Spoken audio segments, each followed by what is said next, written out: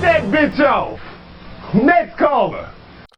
Alrighty, yo, what is going on, everybody? It's your boy, Mr. DDG94, and back with another reaction video. Today, we finna react to the homie Bro with Glasses. Hey, man, make sure y'all go subscribe to Bro with Glasses channel. Make sure y'all run the likes up, the views up, the comments up, subscribers up, and all that good stuff. You already know they show that love over here. We're gonna show that love right back. And without further ado, man, let's get right into this, man. Foolish.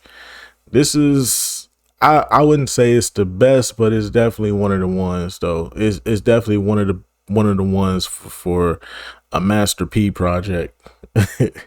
if that makes a lot of sense to y'all. I have my gripes with this movie. It's still, I haven't seen this movie in a long time. I haven't seen this movie since 2009. That was the last time I saw this. I think I saw this randomly on Showtime. And that was the last time I think I ever watched this. I've never watched this movie since. The only thing I think I didn't like about it was it was too much stand-up segments in this movie. It was like less story and plot, and then it was like more stand-up than anything. I was like, why they didn't just make this a stand-up? I never understood that to this day. But anyways, though, without further ado, let's get right into it. Look at his face. This is the face of a man who is disappointed. Disappointed because he just watched Foolish.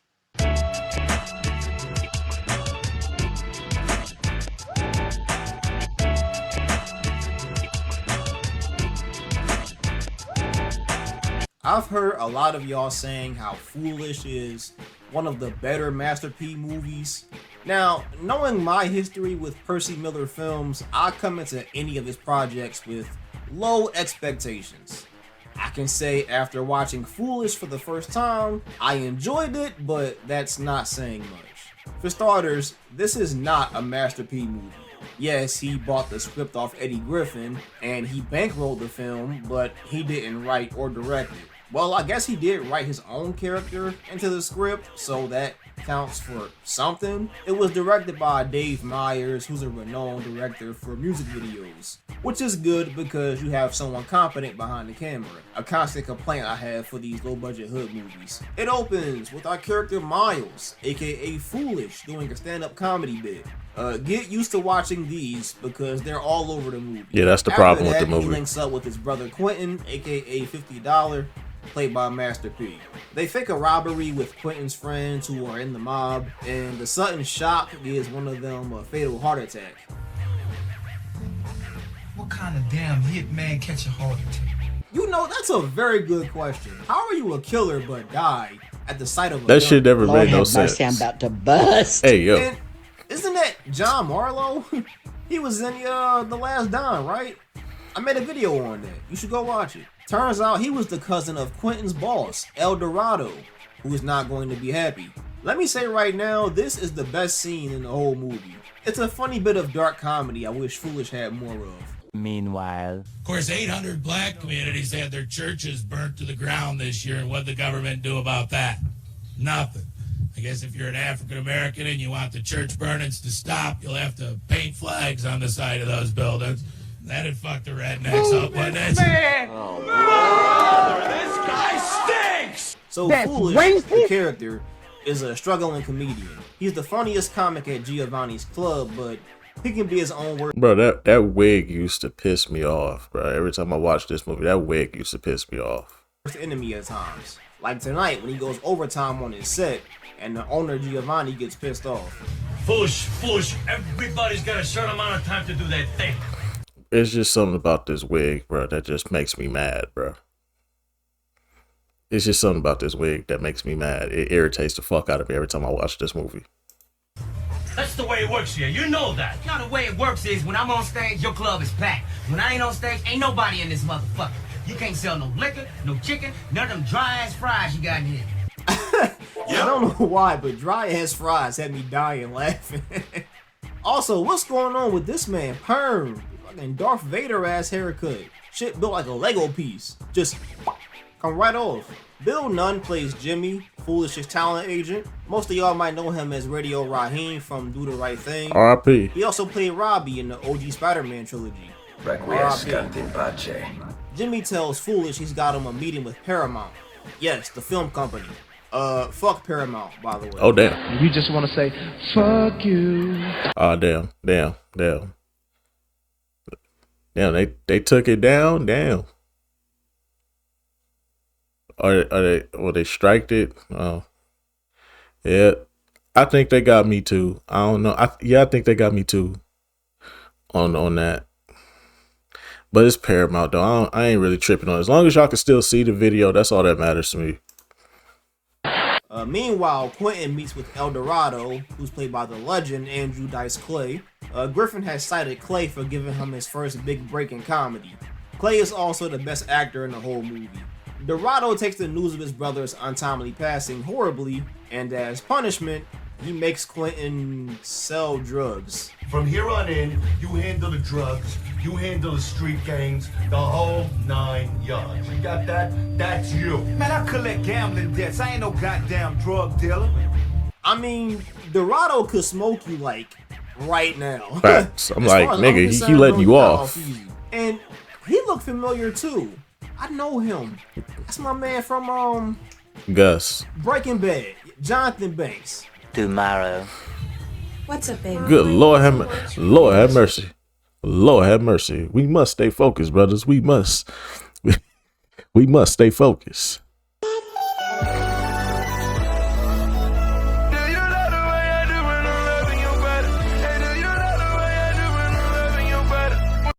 Lord have mercy. We must stay focused, brothers. We must stay focused. Ugh. That ADR. Foolish going through it with his girlfriend who don't trust him at all. Pussy was dry last night, too. Like sand. Where were you last night? Shorty threatens to take his car, but Foolish goes barbarian mode and smashes the windshield. To his car. Why did you do that? She already ran away. And I love homie in the background just watering his flowers. I ain't see nothing. So Foolish meets with the producers at Paramount who pitch him a movie. And tell me if this sounds familiar. So what do you think? It's never been done before. 3 lovable drag queens driving cross country, helping Middle America solve its problems. Yeah, that's the plot for To Wong Fu, which released in '95. Not by Paramount, but under Universal Studios. So Foolish, the movie was written by Griffin. Sort of like a condensed version of his real life story. And his career popped off in the early 90s. So the timelines match, but I've never heard him discuss this supposed drag queen movie. Of course, Foolish says hell nah, which leads to Jimmy quitting later on in the movie. That scene comes specifically after more stand-up routines. Mind you, this is around the 40-minute mark. I've watched more stand-up than the actual movie. Can we get some plot going? Please, sir. I want some more. That's the main problem with this What the hell is movie. Eddie Griffin wearing? Is that a bathrobe? Fuck, are you a Jedi? We get some kind of plot with Desiree. So her story is that Foolish got her pregnant at 16, but he left for the army. Then she hooked up with Quentin and pretty much ghosted Miles. Hey yo, what the fuck? Not cool. But her boss, played by Clifton Powell, is helping Quentin fund an independent comedy show that he wants Foolish to headline. And Jonathan Banks gives Quentin a videotape of El Dorado catching a body, which Quentin uses to blackmail his boss. El Dorado is like, alright, so what do you want? Quentin says, I want out the game. El Dorado says, alright, peace. And that's That never made no sense to me. You walked in there to blackmail somebody like he just wouldn't pop you right then and there and take the tape.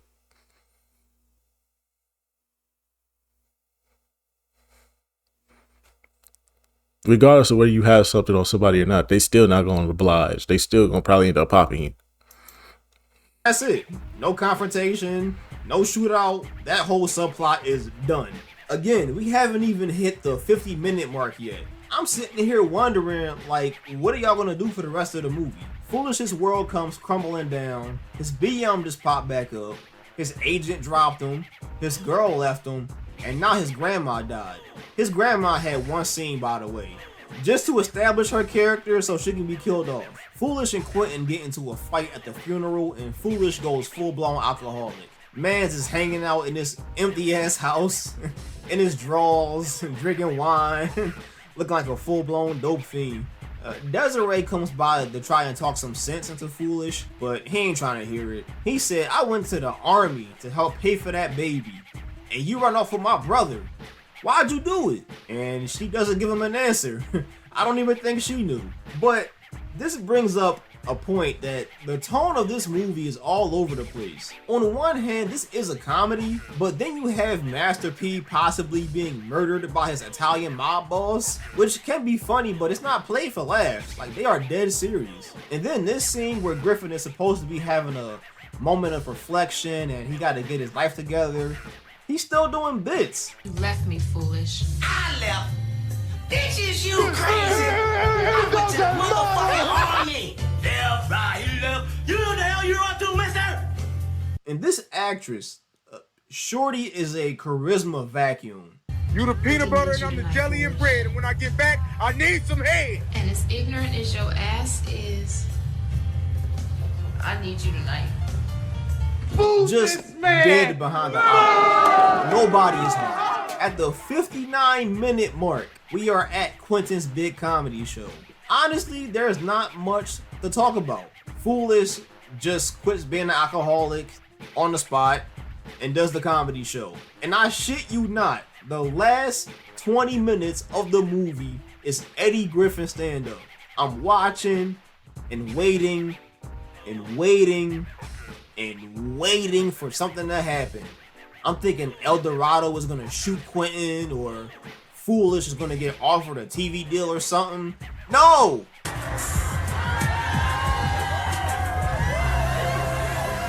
Come on now, dog. Come on, man. Wow. That's some old bullshit. Yo, the sign is real simple, B. It says wrap it up. Wrap that shit up, B. Foolish is so forgettable. Now, don't get me wrong, there are plenty of funny parts in the movie. Eddie Griffin is carrying this shit on his back. Whatever happened to integrity, man, huh? How many brothers gotta wear a motherfucking dress? Everybody on TV got on a goddamn dress. Shanae, Shanana, Shanuki. What I'm gonna be, Shanigga? My issue is with the story. It feels half-assed. The characters have enough to keep the plot rolling, but they don't expand on the relationships enough to make it interesting. This lover's triangle between Foolish, Desiree, and Quentin gets resolved over nothing. Quentin and Desiree screw the Foolish over, but Foolish is the one that has to come crawling back to Quentin. And there is zero explanation on what happened to their baby. You know, the reason everything popped off in the first place? Did she abort it? Give it up for adoption? Is it at your auntie's house? I don't know. Master P's character as a whole feels shoehorned in here. His subplot has no payoff and doesn't affect the movie at all. It's a shame because I would have liked to see more Jonathan Banks and Andrew Dice Clay. I love Eddie Griffin, but all these stand-up routines, man, funny, but it's padding. Listen, I did the math. I counted every scene where there is someone on stage telling a joke. In total, the stand-up scenes average around 25-26 minutes. In a movie with a runtime of 1 hour and 22 minutes without credits, that is ridiculous. If I wanted to watch Eddie Griffin tell jokes, I'd go watch his specials.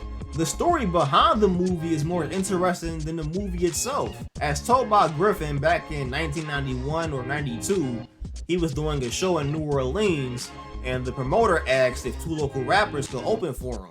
It was Master P and Mystical. Griffin let them open the show and they was on fire. Fast forward to 1998, No Limit is on fire and Master P pays it back twofold. P told Griffin, I want to give you the chance Hollywood won't, and asked if he had any scripts. Griffin gave him one and P gave him a check for $1 million. Not only that, P got Foolish into 700 theaters completely independent, and it made over $6 million at the box office. I'll say this every time. Even though I trash movies and certain business practices, I cannot deny the selflessness of Percy Miller at his peak. He put all his homies on, kept them on the albums, kept them in the movies, and most of those No Limit guys came out better for it. Shout out Percy Miller, aka Master P. That's why he's there. You a legend. That's why he's the Most of your movies do something. I want Master P to stop making them damn movies. I'd say Foolish is worth a watch on YouTube for free. Do not pay money for this movie. Anyways, y'all stay frosty. I'm out. Alrighty, but that's just gonna about do it for this one. Yeah, I feel the same way. This has been a good movie if you cut down the stand-up time, because it was more stand-up than it was movie. And that's kind of weird. I understand that they were trying to do something a little different, but nah, it didn't work. It didn't work. I'm sorry, it didn't work. What more do you want from me? But anyway, so that's just gonna about do it for this one. I will see you all in the next video. Shout out to the homie bro with glasses. Make sure y'all go subscribe to his channel. Run them likes up, the views up, the comments up, subscribers up, and all that good stuff over there on his channel. You already know they show that love over here. We're gonna show that love right back, and I'll see y'all in the next one. Till then, bye.